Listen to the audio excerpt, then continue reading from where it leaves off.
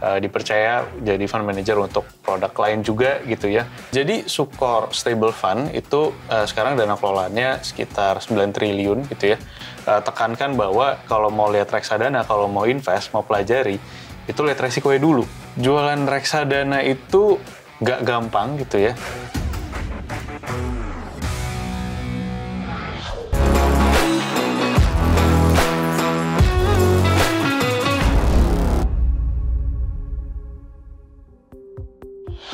Hai Sahabat Merasat, welcome back to Hidden Masters bersama saya Ardina Glenda.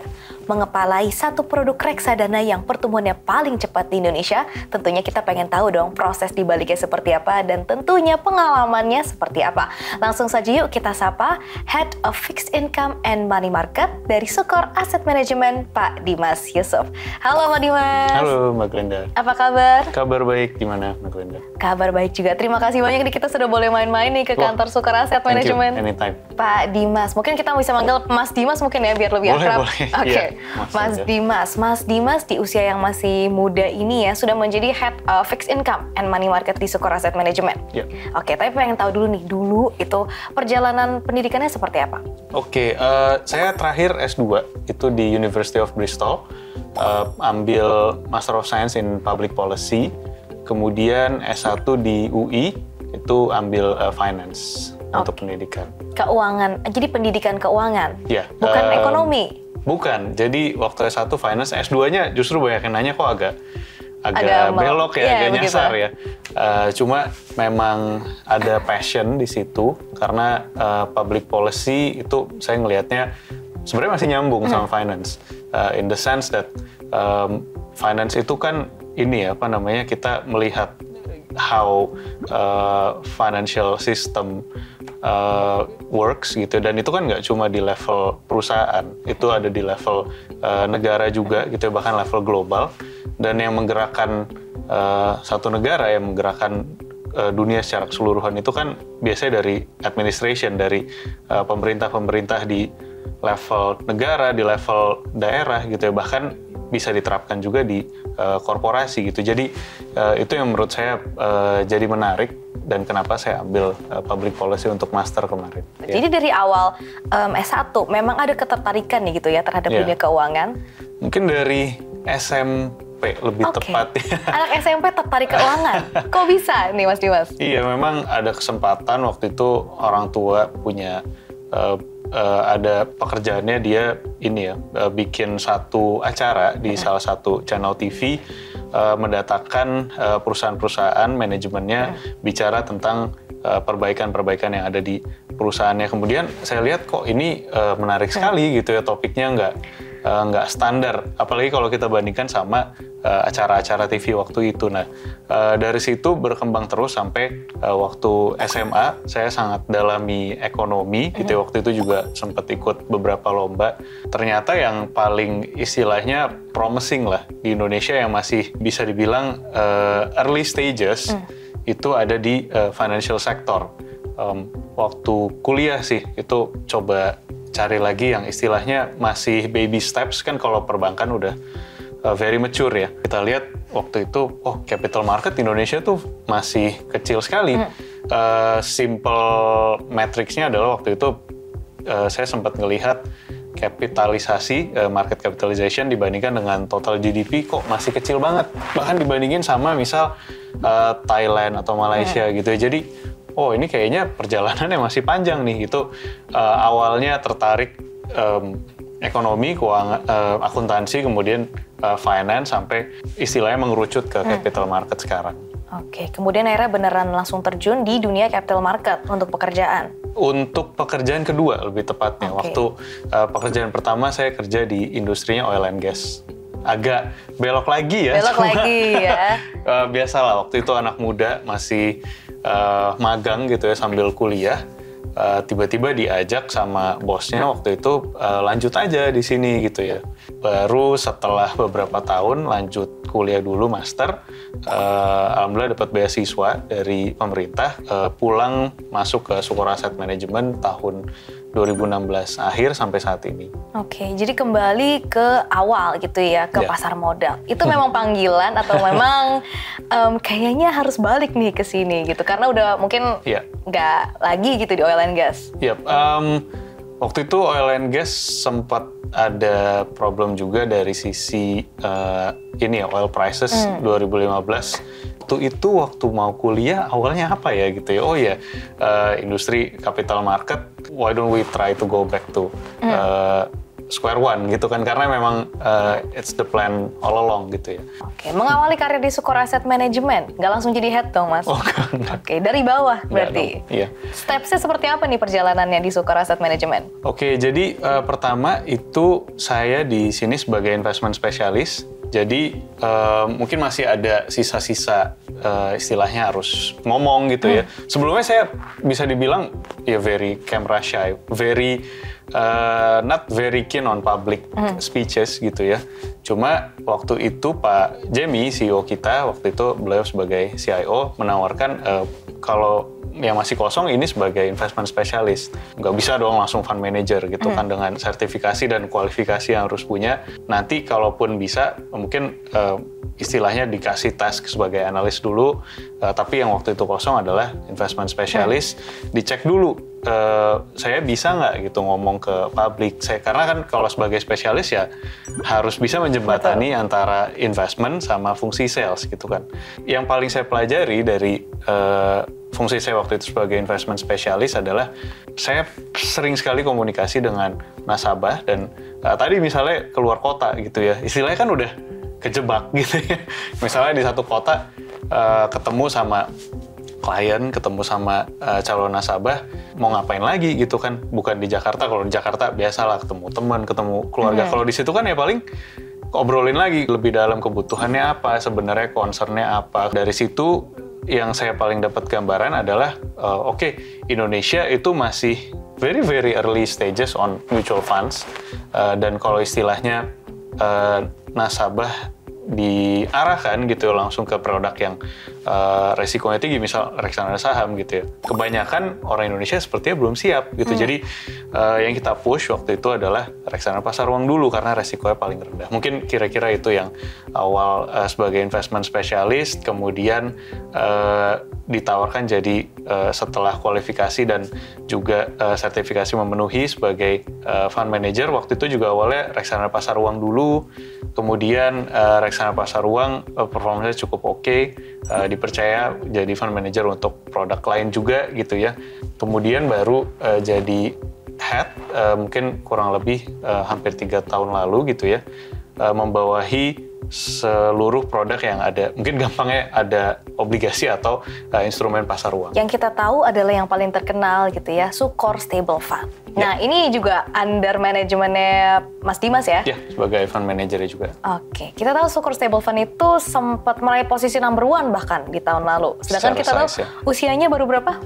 Masih 3 tahun, jadi baru lancar jalannya kayaknya. Baru lancar jalannya, tapi sudah mencapai market cap yang hampir second best gitu ya. Kuncinya nih gimana? Dan memperkenalkan produk baru itu sampai masyarakat percaya, sampai bahkan sampai posisi 2 tuh gimana nih Mas Dimas?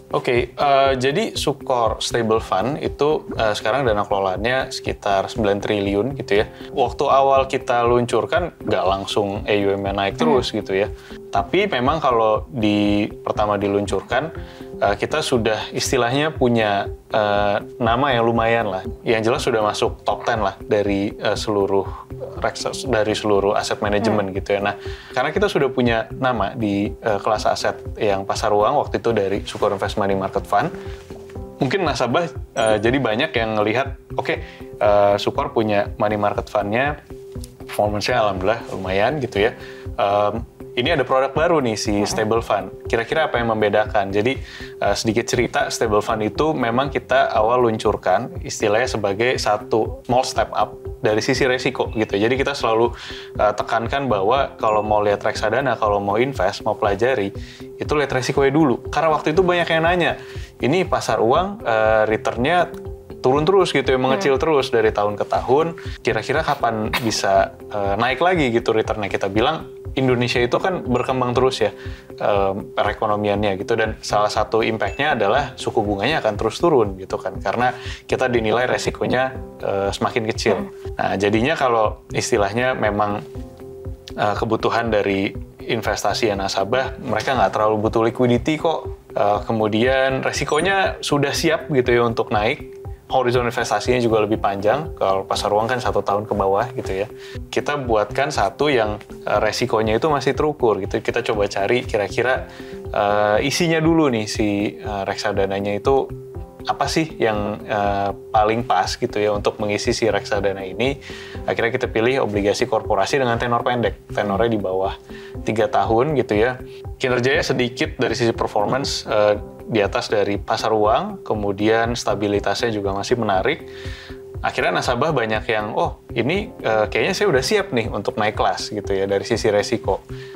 Dari situ nasabah baru gitu ya, kemudian ada juga dari nasabah di reksadana pasar uang kita, money market dan reksadana lain, oh boleh nih kita diversifikasi ke produk ini. Nah terus bertumbuh AUM-nya sampai bulan Agustus kemarin itu AUM-nya sempat di 15,6 triliun, reksadana yang paling besar di Indonesia at that time. Mungkin kalau dikatakan gitu ya, udah sukses nih produknya gitu kan. Tapi kalau ada yang bilang, susah gak sih jualan reksadana nih, Mas Dimas?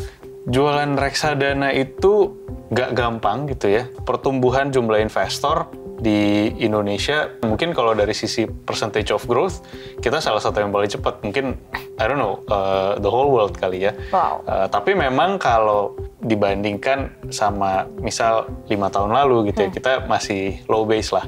Industri capital market ini adalah pasar modal kita kalau dilihat secara absolut nggak kecil. Tapi kalau dibandingkan sama perekonomian Indonesia, dibandingkan sama jumlah populasi gitu ya, itu masih, waduh potensinya masih jauh banget gitu kan. Yang paling simpel menurut saya adalah dengan kita terbiasa invest, kita jadi udah terbiasa untuk nggak menghabiskan semuanya untuk waktu saat ini. Jadi kita udah siapkan untuk misal, ya paling gampang 1 tahun dulu ke depan. Kemudian nanti kalau udah terbiasa naik kelas lagi 3 tahun, 5 tahun. Itu yang istilahnya menjadi spirit kita sih. Oke, tadi kan kita ngomongin soal pekerjaan gitu ya, sekarang kita menuju yang personal. Oke. Sebagai seorang fund manager gitu ya, memanage fund diri sendiri. Nah, Mas Dimas nih tipe yang seperti apa? Atau pernah struggle nggak sih dalam manage keuangan sendiri gitu? Struggle kalau untuk keuangan sendiri yang paling, mungkin ini lumayan standar ya, very relatable, terutama buat yang udah punya keluarga. Wah, biaya pendidikan, terus kemudian biaya, ya banyak lah semua. Itu saya terbiasa bikin budget gitu ya. Sehari-hari kan berkutat dengan Excel, tabnya ada puluhan, karena fund-nya banyak gitu ya. Kalau Excel yang kehidupan pribadi itu lebih simple, tabnya cuma 1. Cuma itu ngeringan gitu kan. Itu sama sekali ngeringan. Karena misal digerakin sedikit, ini protes nggak ya istri gitu. Ini cukup nggak ya? Lebih ke situ ya? Itu kan berat gitu, ngeringan. Kalau kan ya harus cepat gitu kan. Nggak pakai perasaan. Cuma kalau personal finance, ngaturnya pakai perasaan gitu itu ya? masih ada perasaannya gitu kan. Jadi struggle-nya di situ. Apalagi pas awal-awal budgetin segini, ternyata kurang. Waduh, nanti porsi investment turun dong gitu. Misalnya itu porsi tabungan turun dong. Jadi ada take and give gitu ya, terutama waktu awal-awal punya anak. Sekarang udah lumayan gede, jadi udah lumayan terbiasa gitu ya.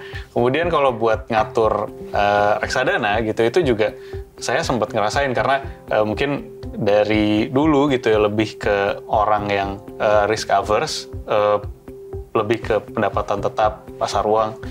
Baik, nah kalau untuk pribadi nih Mas Dimas, alokasi investasinya dibagi ke dalam beberapa instrumen kah? Betul, ada beberapa instrumen sih.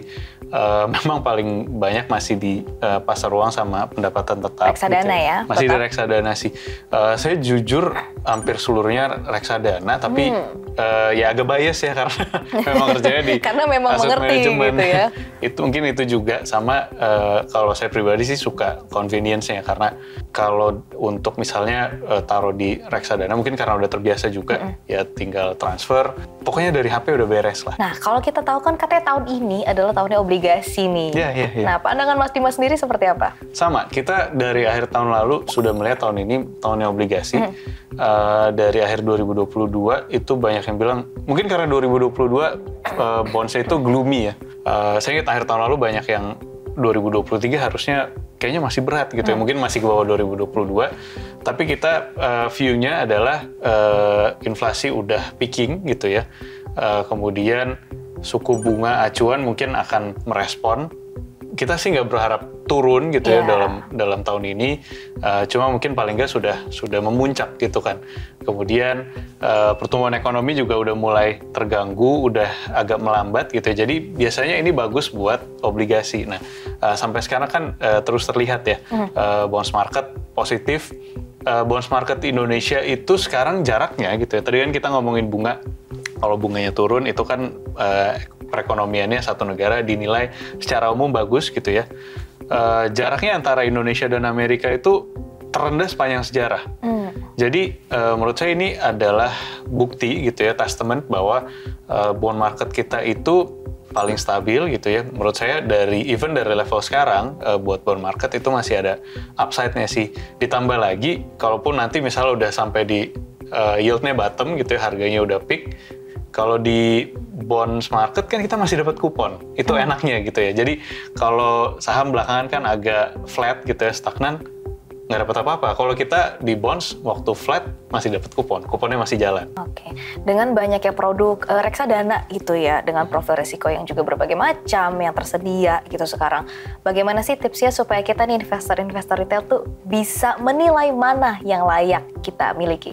Oke, menurut saya harus spend waktu tetap gitu ya, harus spend waktu untuk pelajarin si produknya, pelajarin literaturnya dari fact sheet misalnya, kira-kira kalau dilihat isinya kita nyaman nggak sih, dilihat dulu kinerjanya secara historis seperti apa, kemudian kalau mau di dalamin terus bisa gitu, cuma yang paling akan menjadi pelajaran ya kalau dicoba beneran gitu kan. Mungkin dari alokasi 100% bisa 15% dulu atau 20% dulu. Uang belajar lah ya. Uang belajar. Cuma kan kadang kalau uang belajar itu kesannya bakal hilang gitu ya. Cuma mungkin uang alokasi belajar awal, di awal, gitu alokasi ya, awal. alokasi awal. Kemudian kalau misalnya ada concern, kok pergerakannya waktu tanggal segini agak kurang gitu, nanti mungkin bisa ditanyakan dulu gitu ya. Itu menurut saya step yang paling nyaman lah. Oke. Harapan Mas Dimas sendiri untuk industri reksadana khususnya di Indonesia beberapa tahun ke depan? Indonesia itu sangat unik kalau menurut saya. Indonesia itu very diverse, very unique. Menurut saya ini nggak mungkin nggak ke-translate ke pasar modal kita gitu. Jadi kalau misalnya banyak challenge gitu ya, banyak masalah yang harus diselesaikan, itu part of the challenge. Karena kan kalau di investasi itu mau high reward ya harus high risk juga gitu ya. Menurut saya sama lah, Indonesia potensinya masih gede banget, ya nggak mungkin kita berharap challenge-nya nggak ada gitu kan. Mudah-mudahan kita bisa bareng-bareng as an industry menumbuhkan dana kelolaan terus, kemudian menumbuhkan jumlah investor, sambil terus menjaga dan meningkatkan tingkat kepercayaan investor terhadap pasar modal secara umum gitu ya. Karena masih sangat bisa ditingkatkan tingkat kepercayaannya, dan mudah-mudahan kita as a company Sukor Asset Management kita bisa terus menjaga dan mengembangkan hal tersebut ke depan. Kita punya satu pertanyaan terakhir nih buat Mas Dimas. Okay. Apa definisi sukses untuk seorang Mas Dimas Yusuf? Wah, berat. Sukses itu kalau menurut saya itu kita bisa merasa nyaman dengan kondisi yang ada saat ini, tapi masih tertantang untuk mencapai target-target selanjutnya. Oke, terima kasih banyak Mas Dimas buat Thank you, sharingnya hari Mbak Brenda. ini. Sukses selalu untuk Mas Dimas dan Sukor Sama-sama. Asset Management. Itu dia Sahabat Miraset, perbincangan kita bersama dengan Mas Dimas Yusuf, Head of Fixed Income and Money Market Sukor Asset Management. Mudah-mudahan bisa menjadi inspirasi terutama buat kamu yang masih bingung mau pilih reksadana yang mana paling cocok buat kamu. Sampai jumpa Sahabat Miraset di episode Hidden Masters berikutnya.